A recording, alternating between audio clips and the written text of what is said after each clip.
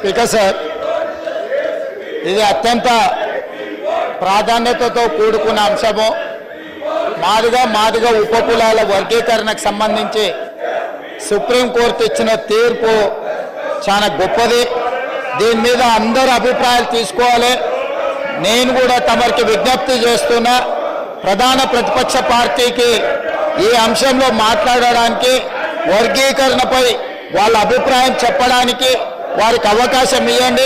అదేవిధంగా ప్రతిపక్ష నాయకుడికి చంద్రశేఖరరావు గారికి కూడా నేను విజ్ఞప్తి చేస్తున్నా, ఇంత కీలకమైన అంశం సభలో చర్చ జరుగుతున్నప్పుడు వారు స్వయంగా ఈ చర్చలో పాల్గొని వర్గీకరణను ఏ రకంగా ముందుకు తీసుకెళ్లాలి, ఇప్పటి వరకు అన్యాయానికి గురైన వర్గాలకు ఏ రకంగా న్యాయం చేయాలో వారి సభలోకి వచ్చి సూచన చేస్తే బాగుంటుంది.